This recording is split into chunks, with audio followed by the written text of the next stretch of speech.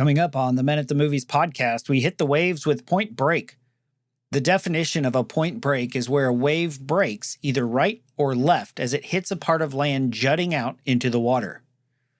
What we see is every time Johnny's life hits a point break, his life breaks in the wrong direction until he's a man that's lost his heart. What are you going to do when the land of life hits the wave of your journey? This is your wake-up call, so join us as we discover God's truth in this movie.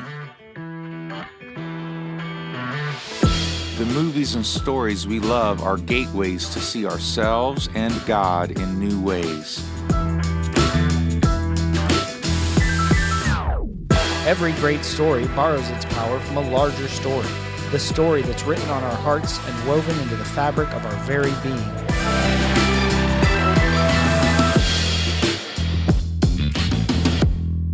Hello and welcome to the Men at the Movies podcast. My name is Paul McDonald, and joining me is another Paul. You are blessed again. Paul Nichols from Ohio. Hey man, how you doing today? Hey Paul, doing great. Always good to have two Pauls on the same podcast. Life is good. So we are diving right in. No chit chat, no small talk. We got a lot to cover today. This is actually for us is sort of a round two. We were about a third of the way into our last conversation about Point Break.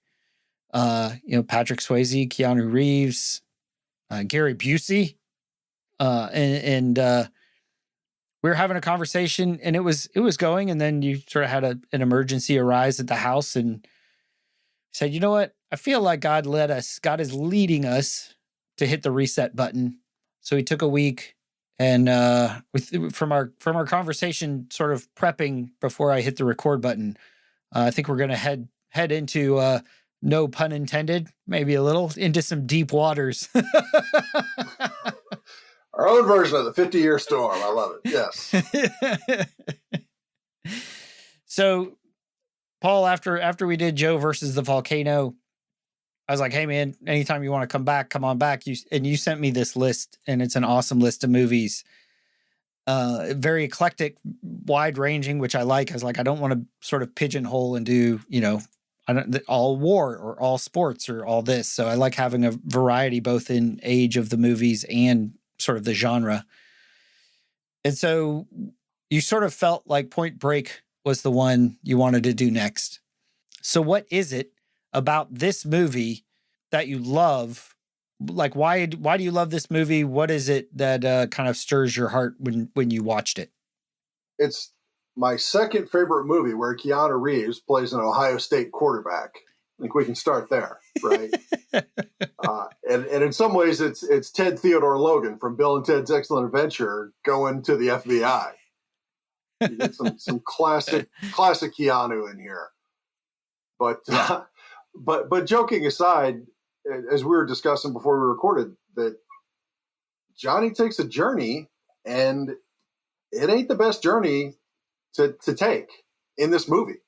And we love movies about transformation or revelation, as you said, and Johnny certainly transforms, but there's some darkness to it. And as we were talking about, we're both members of Gen X, and that, Right. Our whole generation, man, there's some darkness there, whether it's Rage Against the Machine, as you were talking about, or, I was on a youth group retreat one time, and one guy had just gotten the cassette of the Metallica Black album. And so, of course, great album. awesome record. And so he's blasting on his boombox in our little cabin there, and the youth leader's not sure what to do as we're all just raging and moshing. But there's... But anger aside, I think Johnny's darkness is really, if you look back from that, I mean, we could talk about the bad choices that he made and the bad journey that he took, but I think that the searching part, which is highly valued in this movie, of becoming a searcher, that's what Tyler called Bodhi. He's a searcher. He's a modern day savage, and that can be really beautiful if we are searching and ultimately find our rest in our identity of who we are, who Christ is, more importantly. But when that's twisted and that's not redeemed and that's offered up to the world or yourself, then that can go to some pretty dark places. And so I don't think it's not a cautionary tale by any stretch, but it's a really interesting story. Yeah, and it's got some great cinematography with the beach scenes and the surf scenes. And we spoke about this with our Young Guns conversation, this idea, like when we saw this movie, we're in our late teens, early 20s. We're young men at the time, searching for identity, searching for validation, searching for, in this case, there's adventure, because they're basically adrenaline junkies. Whether it's surfing or skydiving, or even robbing banks with some of their rush, their look for a rush, but also this search for belonging and the power, good and bad, of belonging to a group. And where we want to start is actually at the very end of the movie. Utah catches up with Bodie. It's the 50-year storm. They have this conversation. They have this fight. Bodie says, I can't go to jail. I'm going to die. I was not meant to be. I can't live in a cage, man. Basically, Utah lets him go and die on his terms, because he's like, you're not going to survive the waves that are coming in. But as he's walking off the screen, or as he's walking off the beach, he throws his FBI badge away. And according to Keanu Reeves, he described Johnny Utah as a total control freak. And why surfing appeals to him is the ocean beats him up and challenges him. You can't control the ocean. After a while, everything becomes a game. He becomes as amoral as any criminal. He loses the difference between right and wrong. There is no right and wrong for him. It was just surf. You see a man who's lost heart. He's lost direction. He's lost belonging, because everybody he cared about has died throughout this movie. And again, similar to Young Guns, this movie, which is remembered for these great one-liners, turns out to be a tragedy, because we see that the hero of the story is a man who walks away broken. Yeah. And while searching is held up as the value, it's again, there's that darkness there that it's almost the book of Ecclesiastes. Even earlier in the movie, when Roach, one of the gang, says, "Hey, I'm not going to live till I'm 30," and so you might as well surf all you can surf and drink all you can drink and bang all the babes you can and rob all, because it's going to be over. So if this life is all there is, why not? Right. And so the searching is the highest value, but that there's some darkness there for sure. Right. And there again, where that's redeemed, and we're diligently searching out for Christ in that, which is ultimately what I think these guys are looking for. That these guys are looking for the ultimate rush. That they're trying to. I think that's the Eden that's written into our hearts. That we were not made for this world, and these guys are trying to find that world out there in surfing and in bank robbery and all things, skydiving, but they're ultimately not finding it because it's not there. It's completely empty, and they're looking in the wrong place for sure. Yeah. And so it's not going to be that heavy. We're going to keep that conversation probably from getting too heavy, because that's not really our style. No. To quote from The Replacements, it's not our style. That's not our style. We go back to the beginning of the movie, and we see Johnny Utah, former college quarterback, amazing quarterback, but in the last quarter of his last game, he blows out his knee, loses 2 seasons, doesn't go on to the NFL to pursue his dream. Instead, he ends up going to law school, to Quantico, to become an FBI agent. Buddy, this is your fucking wake-up call, man. I am an FBI agent. I know, man. Isn't it wild? Can we just pause here? How did he not win an Oscar for that? But just for that line right there. I mean, that's just gorgeous. This is your wake-up call, man. And so we see that this guy coming in, and he is hot to trot. He is on fire, ready to suck up to whoever he needs to suck up to be successful, take some shit jobs like going after the drop car. He's like, oh, we'll take the drop car. And his buddy Pappas is the stark opposite. He's a guy who's been doing it over 20 years. He's like, man, I have seen everything. I know everything. He is resigned.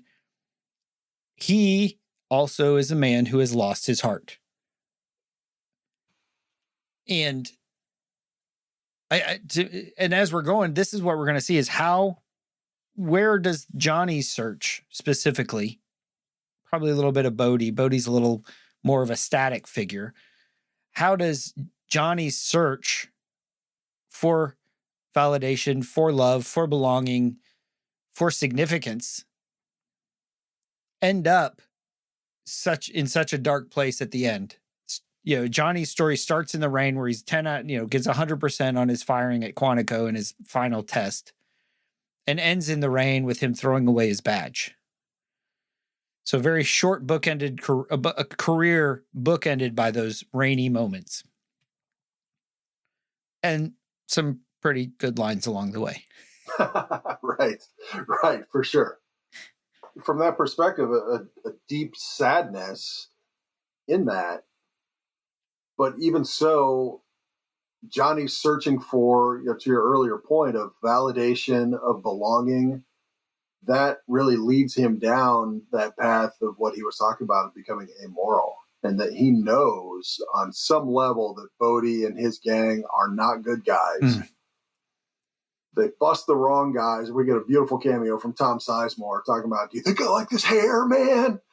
And even after that, then Johnny has this revelation that these guys are the dead presidents. These guys that I'm getting in deep and deeper and deeper with are the dead. These are bank robbers, and he still can't walk away. And he still goes skydiving with them. And there's that moment where they're all circled up, and they're like, "Come on, Johnny, come on in, come on, Johnny." And right? He's got this beautiful smile, and he can't get away from that. And the pull of what he perceives as something real, even on some level, he knows that he's lying to himself. He just can't help himself. He just can't stay away. And I see that in my own life sometimes. I mean, I'm not robbing banks or, going out surfing or anything. I live in Ohio, dude. We're not breaking any cases on this podcast. Right. For real. So, but even to a lesser degree, you see some things, some places where you really want to belong, because those guys look like they're really living the life, whether that's the best, the coolest bunch of guys in your particular community, or the guys who are really knocking it down financially, or got the prettiest wives, or the best behaved kids, or whatever. And if that's the end goal, that ultimately is we're going to end up like Johnny, where we're either going to chase it until we realize it's total garbage and start to recover our hearts, or that's going to end in a really dark place. And I love how you sort of set that up. I recently went through the Wild at Heart Basic, which is the boot camp on video, with my sons over their spring break.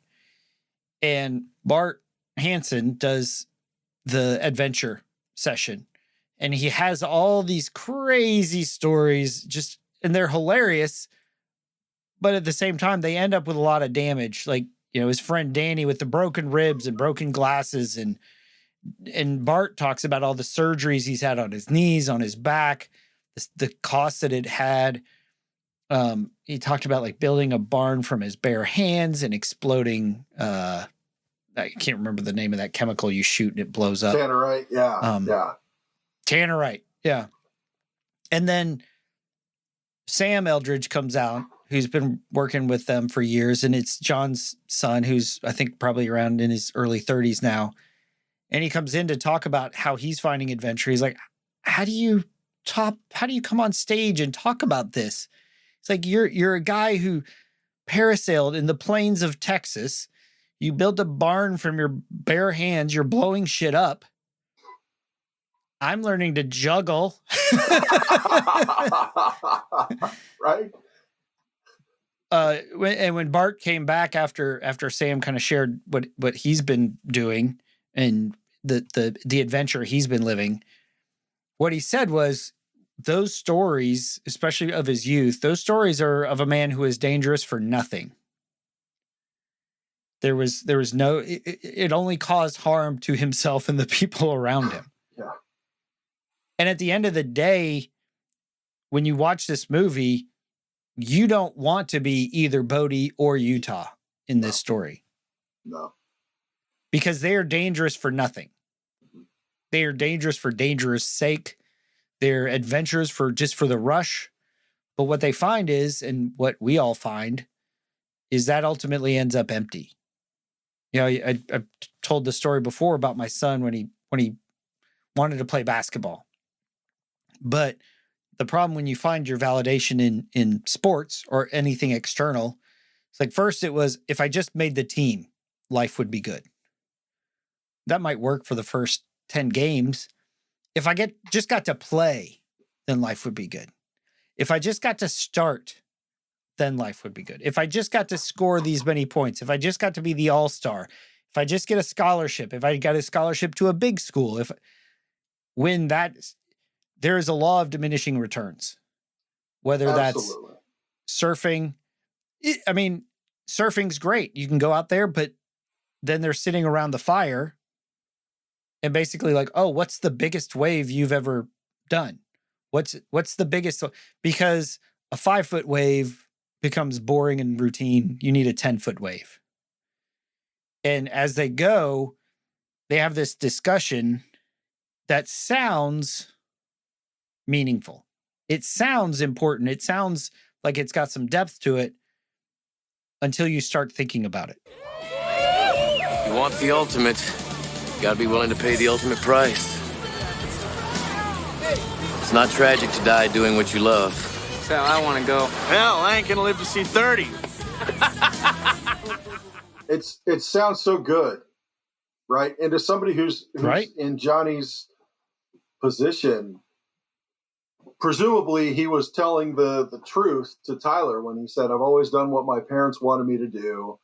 Played football because my old man wanted me to. Went to law school because my parents wanted me to. And he's never lived his own life, but yet he's a control freak. And so this loss of control appeals to him on some level. And even in the midst of that, you see, like, there's this beautiful moment where Bodhi fathers Johnny during the I think he called it the stealth mission when they went surfing at night after that party. And he says, You've got to accept the wave's energy and you've got to just give yourself over to it. I forget exactly what he said, but he was mentoring Johnny, who still was struggling with surfing. And then all of a sudden, now that Bodhi is essentially fathering Johnny in the midst of this, then Johnny finally gets something clicks. And then you see after that, when he and Tyler are talking and she says, you're different. You look like you were studying for a test or there was going to be some kind of exam after this. And now you get it. And so something clicked in him, and a part of him that was previously locked down or under control or struggling to get out, a part of his heart really leapt out in the midst of that. And there can be moments of beauty in that. And unfortunately, the interpretation of that is what got Johnny off on the wrong track. Because surfing could be a really beautiful thing. And there's lots of guys I've talked to who talk about how they find Jesus when they're surfing. Cool. Awesome. Again, I live in Ohio. I've never surfed before in my life. I'm 6'6" and I'm an offensive lineman, man. I ain't built to surf, but the guys who do surf, they love it for a lot of different reasons. And the guys who have the emotional depth and the spiritual depth to really understand what's happening, that can be a really cool way to experience Christ in the midst of something really fun. And for other guys, it's other things. It might be skydiving. Maybe it's maybe it's shooting guns, maybe it's parasailing, maybe it's all these other things that are not risking for nothing, but risking for something good, something bigger than themselves, which is ultimately, again, what I think we're all trying to return our hearts back towards the garden. Well, I have a question for you, kind of based off that is, obviously you don't find Jesus while you're surfing, but in what maybe environment or activity do you experience sort of that connection or that sort of that feeling of being home? I think is one of the things that I would describe it as, or like the connection most strongly. You know, I keep busting out these spontaneous questions on you. no, it's good. I love it. Actually, it's the last one. My wife actually called that out, and she said, "I'm really glad that you responded the way you did because it was genuine." And Paul, I'm gonna preface my answer by saying I'm sorry, because this is going to sound so trite and so commonplace among Christians, but it's honest, hand to God, it's true. I'm a carpenter and a cabinet maker, and many times too many to count, I've had deep, intimate connections with Christ in my workshop. Whether I'm building, a table or a set of shelves or a bed or something for someone, and have had just deep moments of union with Christ. Thinking about how he was a craftsman who worked with his hands, and he created things, and on a way micro level, that's part of the image of God, the Imago Dei that I bear, is to create things with my hands, and I have a deep sense of connection with Christ in that. Another place is outside, and absolutely love being outside, whether it's even just taking we kind of sit up on a little bit of a hill, my house does, and we get a really nice view of the sunset most nights when it's clear. And we keep lawn chairs on our front porch, and we just go and sit in the driveway and watch the sunset, or sometimes watch a thunderstorm roll in and have deep moments of connection with him in that. Getting ready to go to Montana next week and going to go see my daughter, who I am so excited about. I haven't seen her since January, and we're gonna be together for an entire week, and a lot of that's going to be outside. And my wife specifically chose our Airbnb for the view, and oh, nice. We paid a little extra for that, actually a lot extra for this view, but but it's going to be worth it. And we're going to be doing some hiking outside. My daughter and I are going to spend 3 days backpacking, and I absolutely connect with Christ in creation beyond a shadow of a doubt. That's probably those two places. Again, I know those are typical answers, and I wish I had better ones, but that's the truth. I don't find them that typical, especially the workshop. But as you explained it, it makes sense. For me, it's a lot. And John Eldridge talks about the geography of our heart, and for me, the geography of my heart is in the mountains. Whether that's the mountains of North Carolina or the mountains out in Colorado, man, my heart comes alive. Just like Absolutely. I could just, and my wife has a picture of me as I was driving down Pikes Peak, just sitting sort of off the edge of the road as my feet were over where it wasn't a steep, like a drop off. It was a slant down, but it opened up into this just magnificent view. And I could have sat there for just hours, just pondering. Yeah. And for me, worship music is really important. I find that if I'm struggling, if I'm sort of losing, if I'm getting off track in whatever form that might take, listening to worship music brings my heart back into alignment, and has been a rescue to me many times when I'm, 5 o'clock and I'm trying to make dinner and trying to watch my kid and trying to deal with all this stuff. And I'm just, a day of stress has built up, and the pressure is like a 9.5 out of 10. As I'm making dinner, I turn on some worship music, and by the end of the prep, I'm down to like a 3. Isn't that crazy? It's great. It is. It's, nothing external has changed. Yeah. And it's about managing the internal. Well, my wife, I'm 100% in agreement with you. My wife was in a worship band before we got together, and I think it was her that said something to the effect of music has the power to reset the rhythms of our heart. And that's poetic and beautiful, and it's also 100% true. Whether you're listening to, Fuck You, I Won't Do What You Told Me, or we're listening to the Metallica Black Album. Right, exactly. Or worship music, or what I am gravitating towards these days a lot more is just soft piano music in the background, in my headphones when I'm working around loud machines, that I can just have that in the background, just calm and soothing, if you will. And so there really is some power there. I just recently discovered this guy, Josh Garrels, and he's kind of a guitar, kind of a alternative folk is, I think, the genre that he's put under. He plays Christian music, and like, I don't know if it's his voice or just the rhythm that he plays, but I'll put his music on and I feel my heartbeat slowing down. I feel my breathing, my respiratory rate slowing down. And I was like, oh, my shoulders start dropping off my ears back towards the bottom of my neck where they should be. Yeah.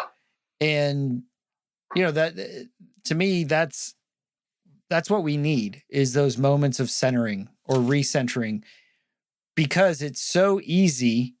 You do woodworking and cabinetry. It's so easy. You've got to have a line that you place off of. You've got to have a center. You've got to have a control, because if you get off center, you can't. You've got to be in line with something true and solid, and that doesn't move. And what we see in Johnny is his center is based off of who's around him. He wants to get the bad guys. He wants to win. He was a football player at a high level, so he's hyper competitive. As Keanu Reeves says, he's a total control freak.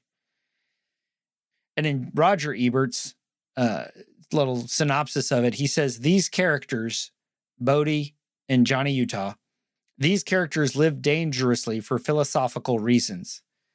They aren't men of action, but men of thought who choose action as a way of expressing their beliefs. We see these action, because you think of Point Break as an action movie.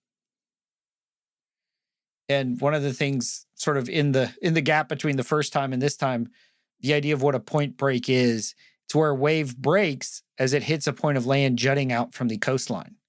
The waves can break either right or left. You just think of if the wave is your life and it hits something, which way is it going to break? When you hit a conflict, I'm not even saying a major trauma like the loss of a loved one, loss of a job, loss of the big stuff that we think of. When you have a tough day, when you face frustration, when you start a new job and your boss is talking about eating low fat, low carb diets, and you're trying to be healthy, and then everybody hates you because you're the new guy and you're all excited about working in the FBI. Which way are you going to break? And in this movie, I think we see Johnny consistently break the wrong way. He really does. And gosh, Paul, we could talk about that for hours. I'm thinking of the end of Braveheart, which is my absolute favorite movie of all time, when it's after Wallace dies and the Bruce is leading the Scottish army out.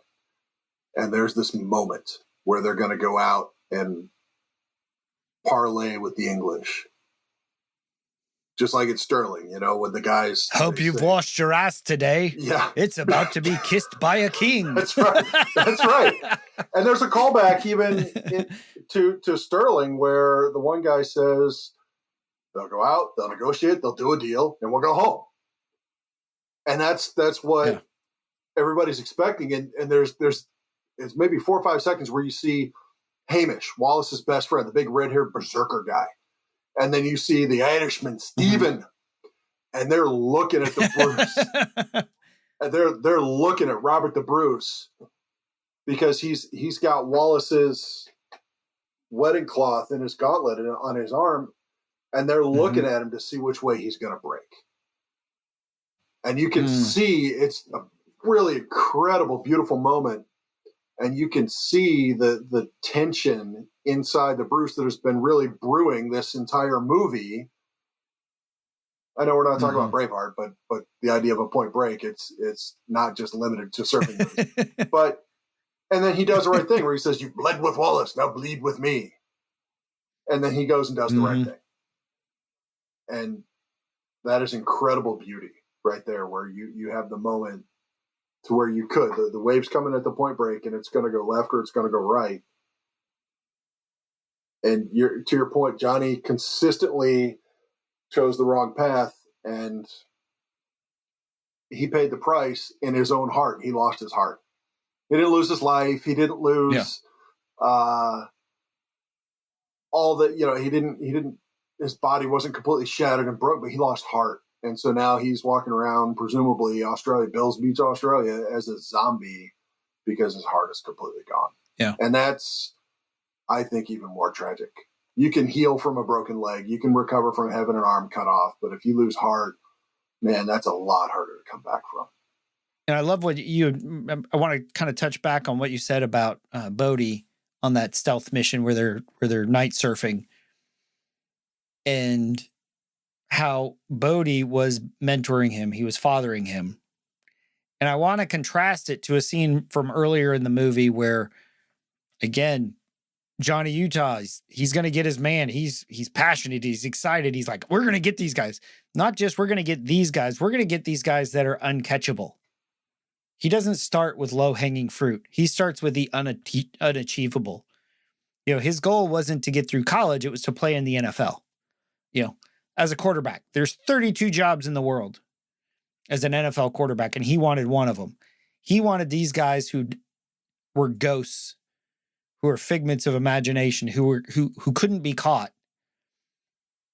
And he wants to go do something, and his mentor in the Force is Pappas. 22 years in the service. He, again, he's a guy who's also lost heart. He's given up. He's like, I don't want to be here.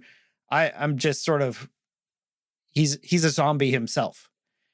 And so they go to the drop car, and Pappas is giving him a hard time. He's like, 7:30, you still got time to solve another case.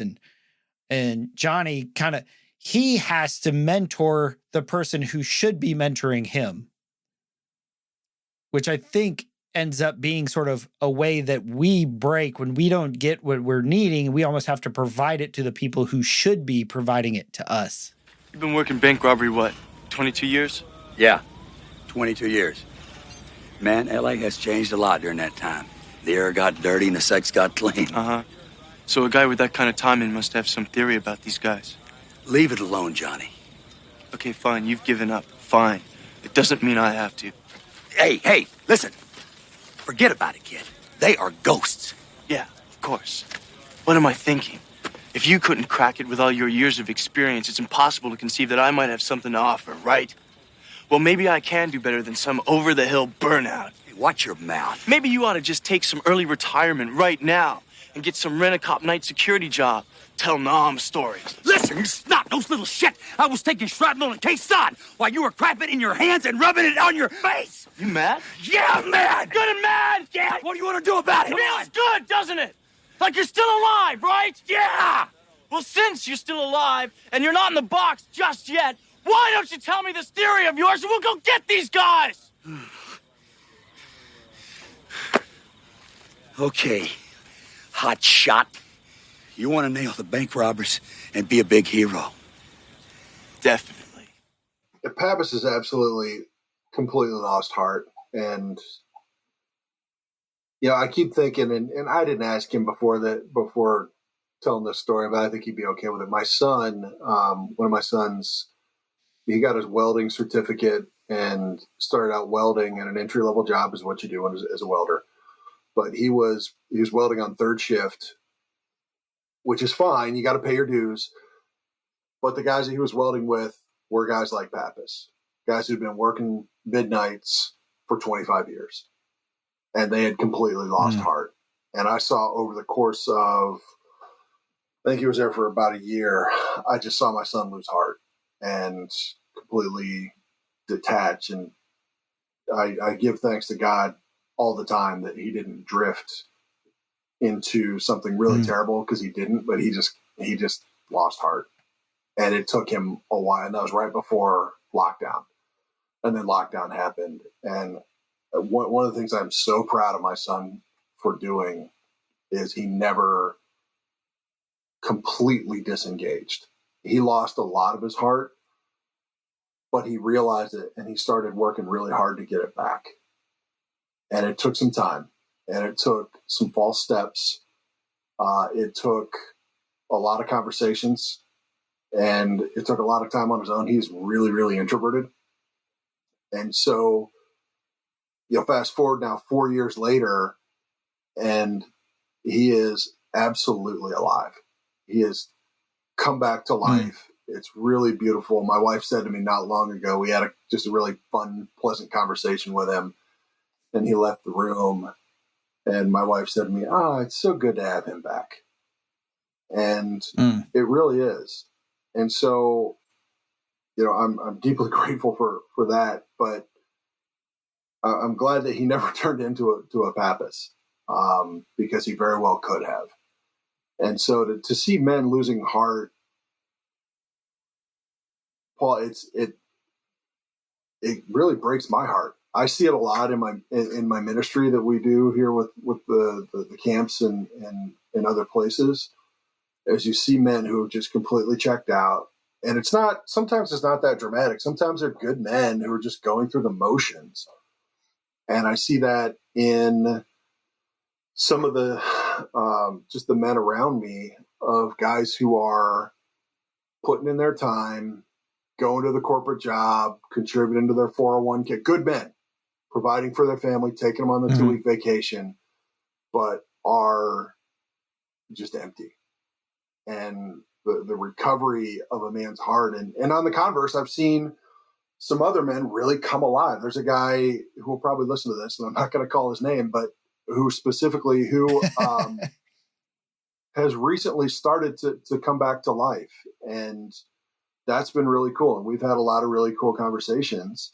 And he's on a journey. I'm not sure exactly where he is spiritually, but he is certainly searching, but he's actively searching for Christ, and he knows it. And he is this close. And that is incredibly exciting to see. And, he and I, we talk, not every day, but we talk a couple times a week. And that part is really cool to see him start to come alive. And the result of that will be then the ripple effect we talk about all the time. Yeah, that the ripple effect, then what is that effect going to have on his wife? And then what about their kids? And then their kids' friends, and then their friends, and the people that are around them. And another mutual friend has said the same thing about this guy, that, wow, he is really, really close to coming to a deeper faith. And it's really cool to watch. And so, men coming alive and seeing what happens when a good man recovers his heart and starts to re-engage. Again, it's like Tom Cruise at the end of Top Gun. Hey, Maverick's re-engaging. Yeah.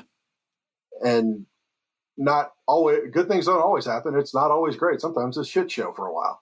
But on the whole, it's that's how we're meant to live. And seeing that, man, it's incredibly encouraging for me in times when I'm tempted to give up heart, and lose heart and get frustrated by, the things that we talked about. I've had a pretty hard day today, and, don't want to give up my heart to that, but really keep it searching actively for what Christ is doing, what the Spirit is leading me deeper into. And I can't get this sort of thought out of my head, the idea of the point break. And what are we going to do when sort of the land of life hits the wave of our journey? What happens when you show up at a job and the guy who's supposed to be showing you the ropes is checked out and kind of belittling you? Or what do you do when you do the right thing and get punished for it? Our pastor recently preached a sermon on Jeremiah. He's like, Jeremiah did what God told him to do, and he ended up in a cistern, sunk in the mud. He's like, we think, oh, I'm going to follow God, and he's going to lead me to riches on riches, glory on glory. I mean, that's a lot of whether that's what's preached or what's expected. We think if I do things right, my kids will turn out good. Or I'll get a good job, or I'll get a better job, or bad shit doesn't happen. Diagnoses don't get handed down. And then it does. But the wave will always hit the point. Yes, exactly. The wave will always hit the point. And which way are we going to break? The challenge is, and you said, I hope this doesn't sound too religious, because I think our Gen X reaction to, oh, that sounds religious, that sounds churchy, that sounds preachy, trite, catechism-y. It sounds, and I don't know if it's because I'm a Gen X or a little bit of a contrarian, I cringe. A little bit.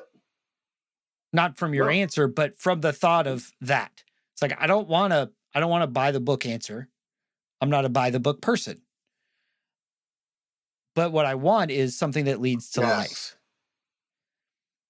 And so Johnny shows up. He gets into this group that accept him. They fight with him. He finds love with Tyler. He finds something that means more to him than what he's doing. Until he realizes the guys gets in with are the bank robbers. And he discovers it. We discover that for Pappas, that meatball subs matter more than actually watching the bank. Utah, give me 2. There's a huge chase scene. Johnny gets a chance to shoot Bodie, and he doesn't do it. And then he says he missed. And Pappas is like, I've saw your records. You don't miss. You're 100%. You don't miss when you shoot. And, he fires the gun into his air like 8 times. It's like, you certainly don't miss 8 times. Like, you got to fill a report for every bullet you fired. And so after this, the guys meet up, the dead presidents, the surfer boys, and they want to quit. They want to kill Johnny. There's like this, he's an FBI agent, man. What are we going to do? He's been exposed for who he really was. And Bodie is trying to remind them of why they got into this in the first place. This was never about money for us. It was about us against the system. That system that kills the human spirit. We stand for something. To those dead souls inching along the freeways in their metal coffins, we show them that the human spirit is still alive. God, that sounds so good. Right? It's like, yes, I want that. Show me that there's a life that's outside this suburban existence, these metal coffins sitting on the freeway. Dude, when I go up to the mountains and I come back to Charlotte, I can feel it when I start hitting the concrete. It's like I feel it when I leave, because I go over a hill and all of a sudden I can see the mountains in front of me. And when I come back and all of a sudden the concrete barriers, and I'm like, I'm getting confined. I can't breathe. I'm stressed out. And you're exactly right. Like, our hearts crave that. And and I've talked on here before, at the risk of making people upset, life isn't found in theology. Whatever doctrine that is found in having a relationship with the person of Jesus Christ. And when you look at it, like, these are the movies we watched growing up, is the anti-establishment, anti-system. We got to find life outside, man. We can't just go along with the flow. We can't just go along like drones, like zombies. But what's Bodie really offering his guys is death. Every one of them will die in the next year. Like some of them much, much sooner. We know Rosie will die in some stupid bar fight in Mexico or something. But every single one of them. We don't know what happened to Tyler, but she's not even a part of the gang. But you're right. I mean, every single guy either gets shot or Rosie gets knifed, and even Bodie, that road ends to death because that's not what they're what they're searching for. There's a way that seems right to man, but the path ends in death. And I think Jesus was contrasting that when he says, there's a way that looks like death, but you'll actually find life. It is. And I hate to kind of keep calling back to other movies. And you see a lot of, that's one of the main things. That's one of the main things. One of my other favorites is Walter Mitty. And especially when Sean McDonald, the Holy Spirit character, when he calls him out, and I still get chills when I see that scene, and he's calling Walter into life, like real life. I know it's a metaphor and it's a movie and it's Hollywood and all those things, but he's calling Walter into life, and just like Johnny thinks Bodie is calling him into life, but and that speech sounds so awesome, but it's not about the money, man, but it ain't about the human spirit either with Bodie. I mean, it's about sticking it to the man. There you go. It's not about the human spirit. It's not about his buddies. It's not about the tribe. It's just about Bodie doing whatever the hell he wants. Even as the next rush, a bigger adrenaline rush.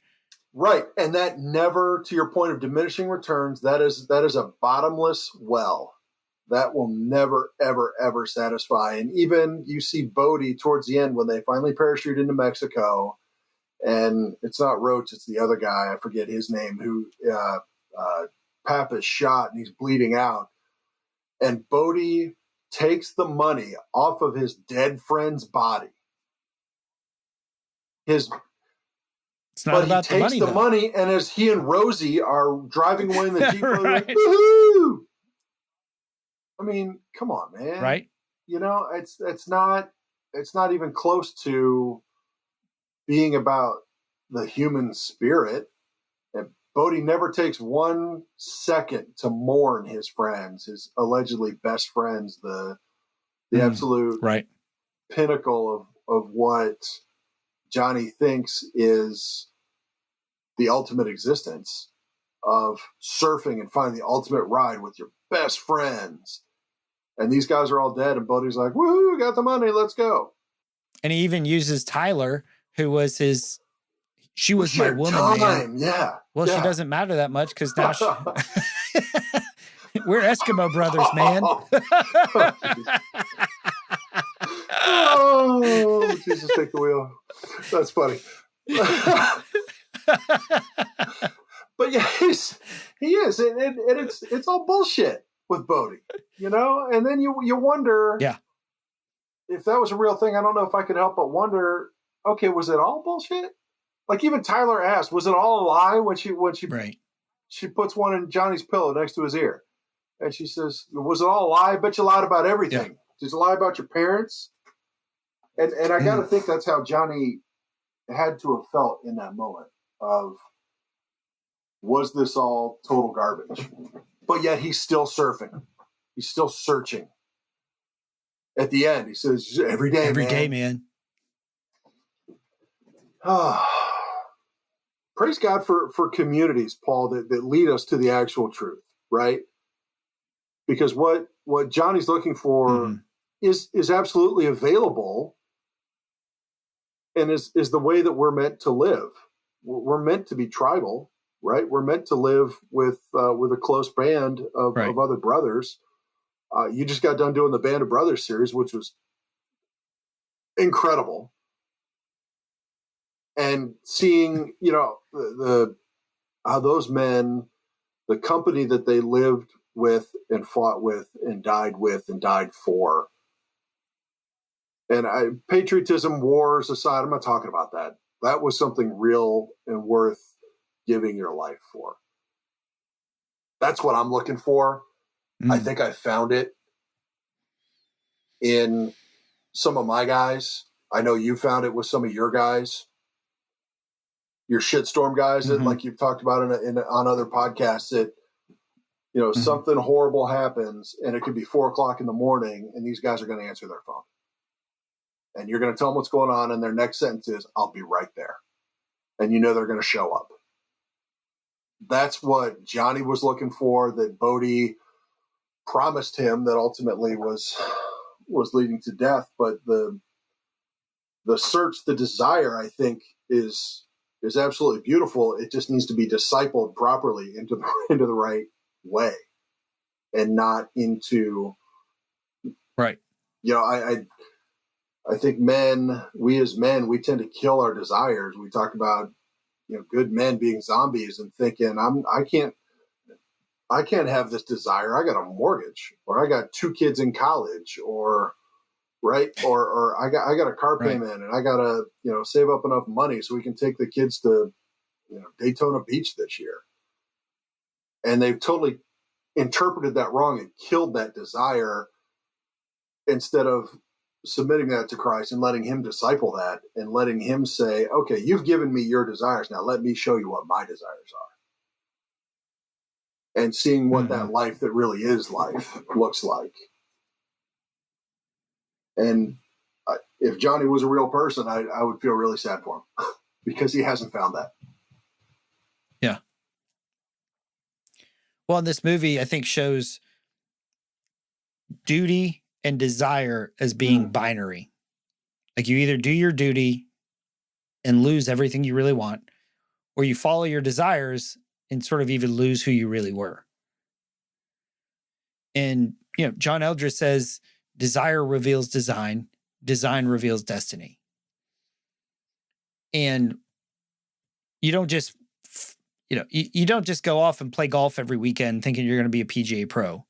You don't become dangerous for nothing, just searching for, well, this is fun. I want to do this. I want to eat a bucket of chicken, so I'm going to do that, and then die in your early 50s with heart disease. But you don't just give desire free rein, but you look at the desire. What do I want to do in the deepest part of who I am when the wave breaks? To a degree, Whaler talked about this in that Band of Brothers series. What do I want to be true about God in those moments? Sometimes it doesn't feel true, but what do I want to believe is true? And let me believe in that God. Let me trust that God. And walking that way, like you said, Johnny didn't have anybody. He didn't have a center line. So he just drifted. Like an unattached surfboard on the waves, just floating down the beach. Because he had nothing to hold him to. You know, there's a reason there's a strap on their ankle, because when they fall, the surfboard is going to go one way, they're going to go the other. And if that's why the guy, I think it was Warchild, didn't cut the line. So he couldn't, or was it Warrior, whoever it was, yeah. And so that idea of how do we keep from becoming Johnny? How do we keep from losing heart?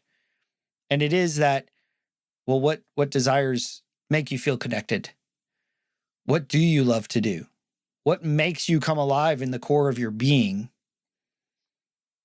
And what you do is, as you do those things, as you engage with those things that actually matter and have those deep meanings, you step out of those steel coffins on the interstate and you find other people who have also stepped out of that coffin and are walking in that direction. And those are those guys who become your shitstorm guys, who can walk beside you, but also call out your bullshit. They're not just shitstorm guys, they're bullshit guys. It's like, nah, I think you're off track here, buddy. Like, we've had around my fire, we've had hard conversations of, hey man, I think you're disappointing the wrong people. You're disappointing your wife, you're disappointing your kids, you're disappointing yourself, so that you don't disappoint the people who work for you, so that you don't disappoint your boss, so that you don't disappoint these guys. but you're disappointing the people who matter most. And I remember another conversation with a buddy of mine, and we're talking, it's like 1 o'clock in the morning. We've been talking for hours, and he's sharing with me the stuff he's doing. And I'm like, hey man, I think that your approach, like, he's like, it's all up to me. And if I screw this up, if I'm not perfect, this terrible thing's going to happen. And I'm like, I think that's the wrong path. I think that, and we're talking about something that matters deeply. And to be able to say, and he's like, this is hard for you to say. And I told him, yes, I am terrified you're going to walk out that door and never come back. But I can't risk the coffin. I can't risk seeing my friends in a coffin. I was like, you are going to a bad place. If you continue this route, you're going to lose heart. You're not going to be who you want to be. Which way are you breaking? It's like, hey man, I think you're breaking the wrong way. And you need those guys beside you. And Johnny didn't have any of it. No, he didn't. And the fact too, Paul, that you didn't want to say that, like if you had any kind of eagerness to say that thing to your friend, that's time to shut your mouth, right? Because that is a fearful and a dangerous thing to do, because you took a risk there, because the guy could very well have said, screw you, and got up and left. It sounds like, well, I hope he made the right choice. Yeah. I don't know. And I saw that on his face a couple times.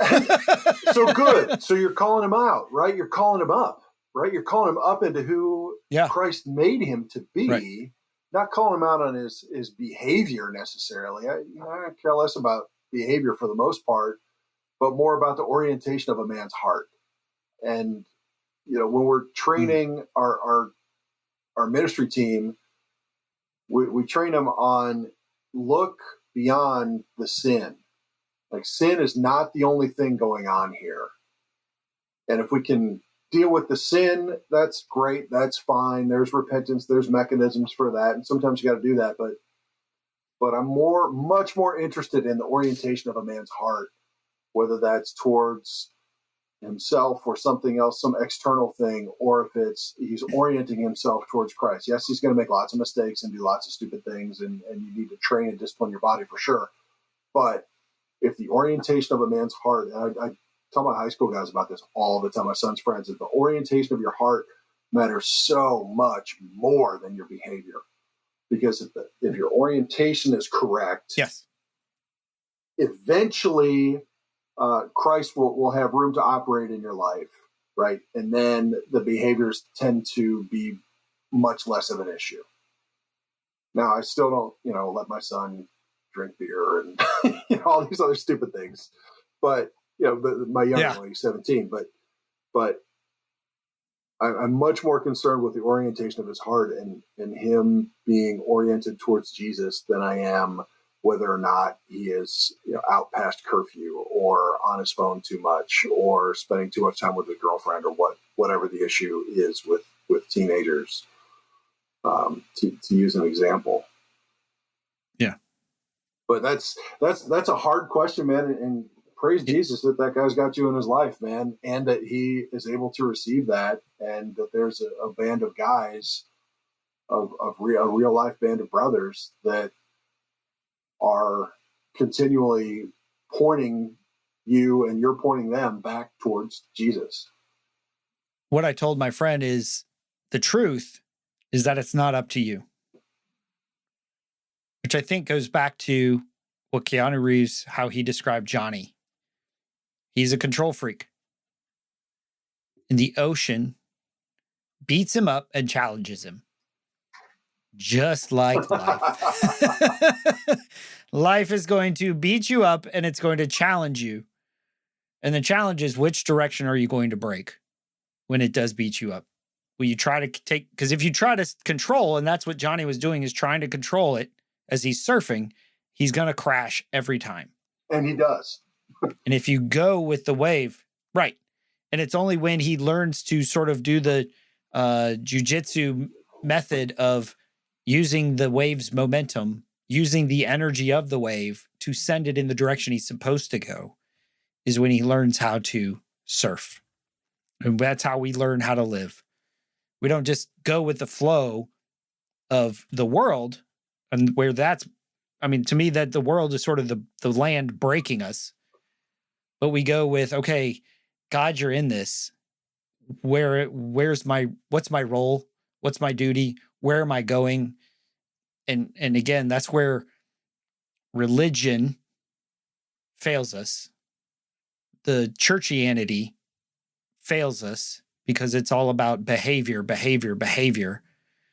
Dude, I had a guy who used to really have a problem with porn.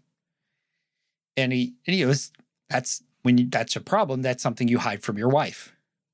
He's like, he went through the process. He shared it with his wife. They worked through it. They worked through counseling. He's like, I have a problem with donuts. Like, donuts had become his new outlet. He was hiding the donuts from his wife. It was something that he's like, he would eat a donut and then feel guilty about it and all this. Like, and we sat with him. He's like, hey, babe, I'm hiding donuts here in the house. Like, you're like, porn and donuts don't seem, what's the big deal? But it's revealing the same heart, the same sort of model of heart. And neither one, I mean, I'm pretty sure that you would agree. If we're hiding anything from our wives, that's probably not a good thing long term. 100% agree. Or short term, or any term. And it could be, absolutely. Yeah. And it could be donuts. I have two very good friends. It was tobacco. Tobacco was their outlet of choice, and it got to be a real problem for them. And they both, were delivered from that addiction. Praise the Lord. But, porn, yes, some things are more destructive than others. A meth addiction is not the same thing as watching too much TV. But, the orientation of the heart, to your point, is much more important. That they're trying to soothe something or find something in that donut, in that tobacco, in that porn or the drug or whatever your drug to work, sleep, whatever your drug of choice is. It doesn't really matter. It's the check engine light on. Oh, yeah, absolutely. Yeah, and you ignore that long enough, and you're going to have a problem. It tells you that you're breaking the wrong way.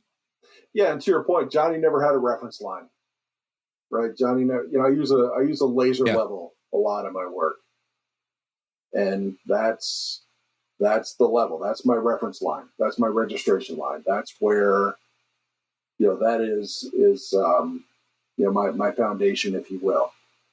And if it's off.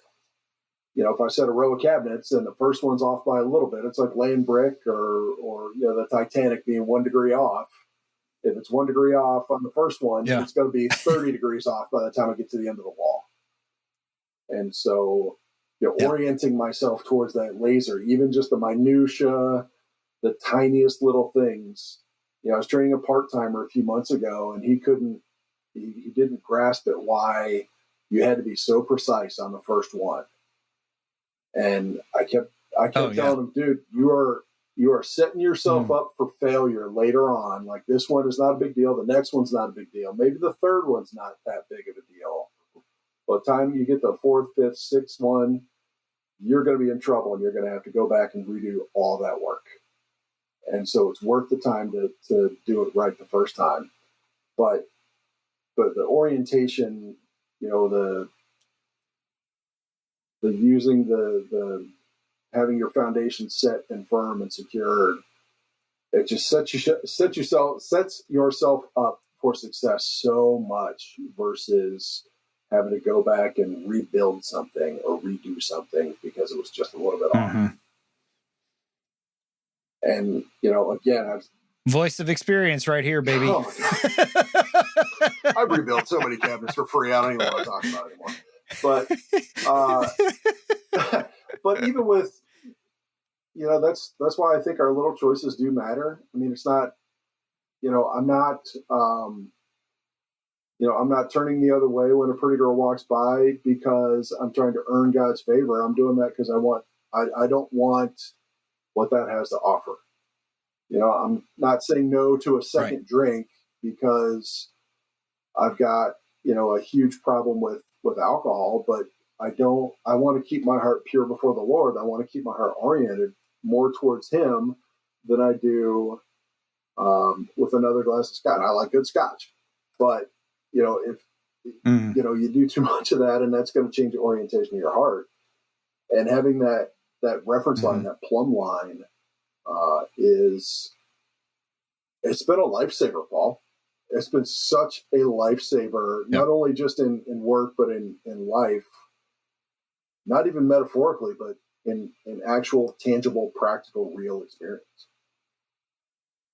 And I wish I got it right more often, because like everybody else, I ignore it more times than I should. But that's what I want. That's what I want my heart to be about. And I know you do too. Yeah, for sure.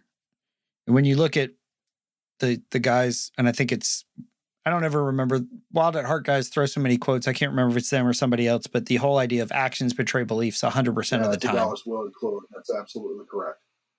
Actions are going to reveal your foundation, your cornerstone, your reference line.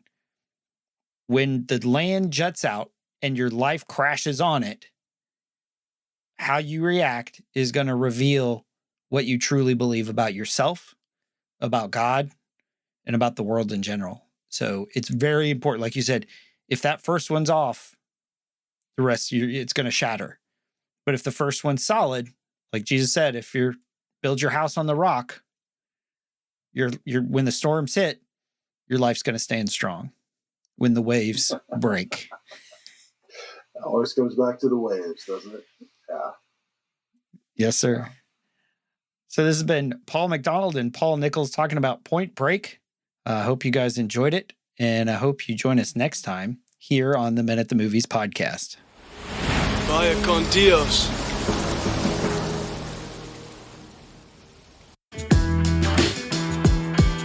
Something inside has been awakened. I can no longer be who I was before. But if I am no longer who I was, who am I to be?